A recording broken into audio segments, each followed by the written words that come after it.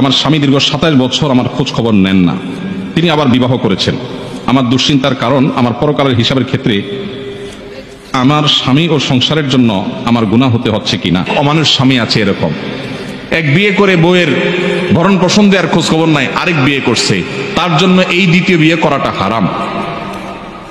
যেই দ্বিতীয় বিয়ে তাকে প্রথম স্ত্রীর অধিকার আদায় থেকে দূরে সরিয়ে রাখে। বহু অমানুষ আছে, আছে না নাই, যে প্রথম বিয়ে করে সেখানে বাচ্চা কাচ্চা হয়েছে বা হয় নাই, কিছুদিন পরে সে যে আরেক বিয়ে করে সেই স্ত্রী নিয়ে সেই সংসার নিয়ে সে এঙ্গেজ আছে, প্রথম স্বামীর খোঁজ খবরও নিচ্ছে না। আল্লাহ সুবহানাহু ওয়া তাআলা পরিষ্কার ভাবে কোরআন নির্দেশ করেছেন, ওয়াশিরুহুন্না বিল মারুফ, তোমরা তোমাদের স্ত্রীদের সাথে বসবাস করবে সুন্দরভাবে, যথাযথভাবে, উত্তম রূপে। অমানুষের মতো খোঁজ খবর নিলে না, ভরণ পোষণ দিলে না, আবার তাদেরকে তোমরা তালাকও দিলে না। যদি তালাক দাও সে অন্যত্র বিয়ে বসতে পারে, অবশ্য কোনো যৌক্তিক কারণ ছাড়া তালাক দিলে সেটা আরেকটা গুনাহের কারণ হবে। আল্লাহ তাআলা আমাদের সবাইকে পরস্পরের হক আদায় করার গুরুত্ব বুঝার তৌফিক নসিব করুন। আর আমার এই বোন সহ যে সমস্ত মায়েরা বোনেরা এরকম মনোবেদনায় আছেন, সাংসারিক জীবনে কষ্টে আছেন, আল্লাহ তাআলা তাদের কষ্টগুলোকে লাঘব করার তৌফিক নসিব করুন।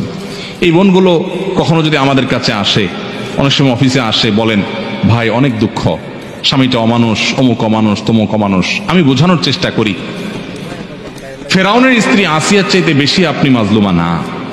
আপনি যত কষ্টই করেন না কেন, ফেরাউনের স্ত্রীকে, আসিয়াকে ফেরাউন নিজে হাতে তিলে তিলে হত্যা করেছে। আপনার স্বামী আপনাকে অত কষ্ট দেয়নি, তিলে তিলে আপনাকে খুন করতে যায়নি।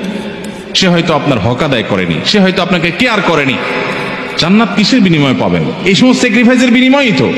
ঈমান আমল ঠিক রেখেছেন, এসব কষ্ট সহ্য করেছেন আল্লাহর জন্য, নিজে অন্যায় অপরাধ করেন নাই, বাস এর বিনিময়ে জান্নাত পাবেন। আর যদি মনে করেন স্বামী বেটা বেশি 2 নম্বরই করেছে, যাই আজকেই উকিলের সাথে কথা বলে মিথ্যা যৌতুকের মামলা দিয়ে তারে 14 গোষ্ঠীর হয়রানি করব, সব হবে না গুনাহ হবে? এ কামও অনেক মহিলারা করে। আল্লাহ তাআলা আমাদেরকে অন্যের অধিকার নষ্ট করার আগে 10 বার যেন আল্লাহর ভয় অন্তরে আমরা জাগ্রত করতে পারি, সেই তৌফিক দান।